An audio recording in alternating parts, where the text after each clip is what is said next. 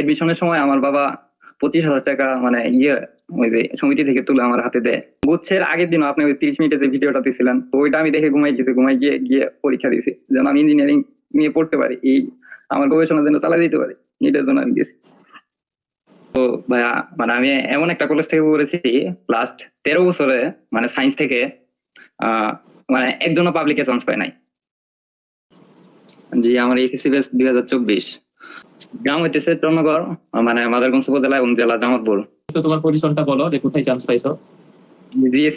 GST তে 1651তম, আর চট্টগ্রামে আছে 2000। মানে অনেক ভালো পজিশন। এসএসসি দেওয়ার পরে মানে আমার ভাইয়া বলেছিল যে মানে তুই আর্টস নিয়ে পড় বা পলিটেকনিকে যা। তো আমার একটা ইচ্ছা ছিল যে আমি সায়েন্স নিয়ে কিছু একটা করব। তো আমি এখানে সায়েন্স নিয়ে কষ্ট করে তারপরে মানে পড়াশোনা চালাই যাই দৈনিক। মানে আমার খুব কষ্ট হয়েছে এখান থেকে উঠে আসতে। তোমার কলেজের নামটা একটু বলো। তোমার কলেজ যেহেতু একদম তোমার কলেজের নামটা বলো। Madarganj HZ government college. আচ্ছা আচ্ছা, বুঝতে পারছি। তারপরে মানে এন্ড আমার ভাই বললো যে যদি তুই কষ্ট করস তাহলে আমার ফ্যামিলি মানে একটু সুখে থাকতে পারবে, আর আমি যদি মানে একটু বাইরে গিয়ে পড়াশোনা করি তো পুরো ফ্যামিলির এটা সহ্য করতে হবে। তো আমি মানিনি যে আমি একটু কষ্ট করি, তারপরে কষ্ট মানে তোমার করলাম। আসলে বাইরে পড়ার থাইকা পড়ার মতো অবস্থা ছিল না। জি না, তারপর অবশেষে মানে এডমিশনের সময় আমার বাবা 25,000 টাকা মানে ওই যে সমিতি থেকে তুলে আমার হাতে দেয়। তো আমি যখন এডমিশনে যাওয়ার পরে জাহাঙ্গীরনগর পরীক্ষা দিলাম, তো ওইটা আসলো 1200 র্যাঙ্কের মতো, মানে শিফট ওয়াইজ। তো ঢাকা বিশ্ববিদ্যালয় দিলাম, ওইটাও মনে করেন যে হইলো না আর কি। তারপর আমি দেখলাম যে আমাদের মতো লাস্টের মানে লেভেলের পোলাপানদের নিয়ে কে কাজ করে।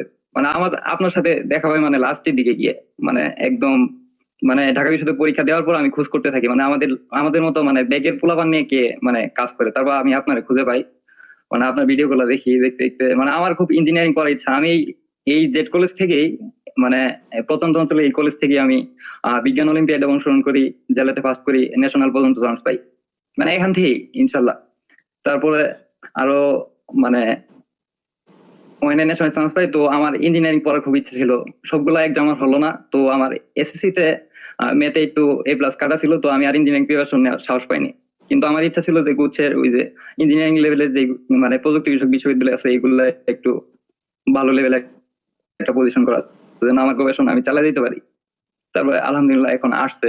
আমি বললাম না যে আমি মানে লাস্টের দিকে আপনি খোঁজ পাই, আমি আর কি গুচ্ছের আগের দিন আপনি ওই 30 মিনিটে যে ভিডিওটা দিছিলেন, তো ওইটা আমি দেখে ঘুমাই গিয়ে গিয়ে পরীক্ষা দিয়েছি যেন আমি ইঞ্জিনিয়ারিং নিয়ে পড়তে পারি, এই আমার গবেষণার জন্য চালিয়ে দিতে পারি, এটার জন্য আমি গেছি।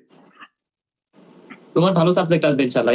এই যে স্ট্রাগল গুলো দেখো, যে অনলাইন এডুকেশন, যে এটাই কিন্তু সুবিধা। যে ধরো ওই ছেলেটা চাইলে ঢাকায় এসে একটা ম্যাথ নিয়ে কিন্তু থাকতে পারতো না।